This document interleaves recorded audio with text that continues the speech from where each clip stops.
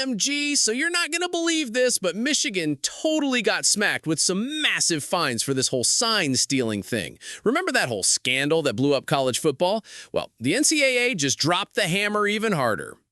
So, get this. Michigan isn't going to get banned from the postseason or have to give back any wins. Big deal, right?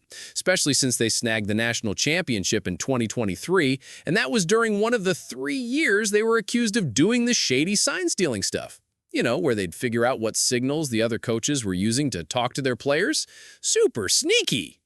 But, and it's a pretty big but, they got hit with a $30 million fine. Yeah, $30 million, and their program is on probation for 4 years. Plus, the head coach, Sharon Moore, his suspension got bumped up. He was supposed to sit out 2 games, but now it's 3. He's going to miss games in 2025 and the first game of 2026. Total bummer. And then there's Jim Harbaugh, the dude who coached Michigan from 2015 to 2023 and is now with the Chargers.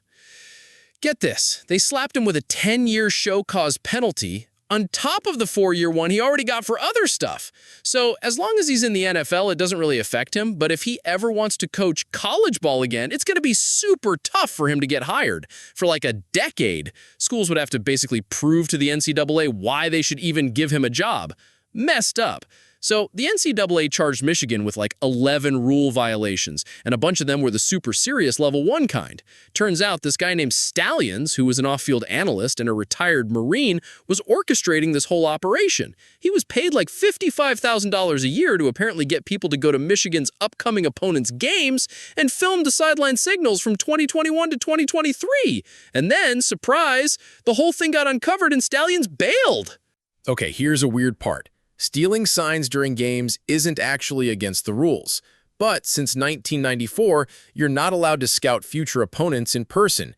They did this rule to stop rich programs from sending scouts when smaller ones couldn't afford it.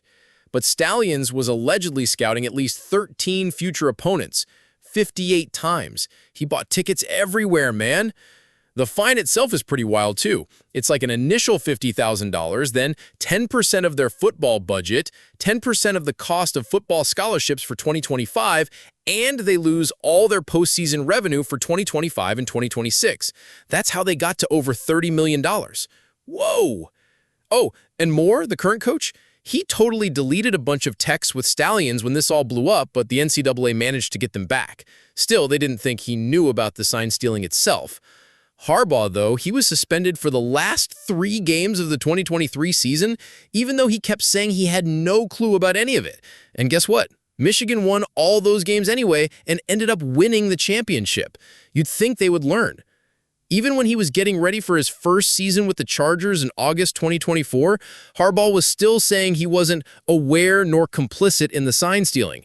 He felt like he had to say something because Moore, his replacement, was one of 7 staff members from that championship team who were being investigated.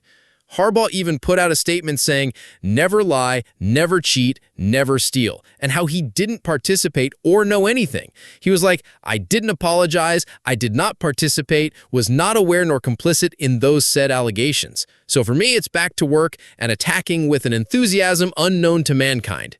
Pretty intense. And get this, the Big Ten commissioner, Tony Petitti, who actually suspended Harbaugh earlier, ended up kind of sticking up for Michigan with the NCAA, saying they shouldn't get any more punishment. That's the same guy who, in a letter to Michigan's athletic director, seemed to question the whole program's integrity. It's all so wild.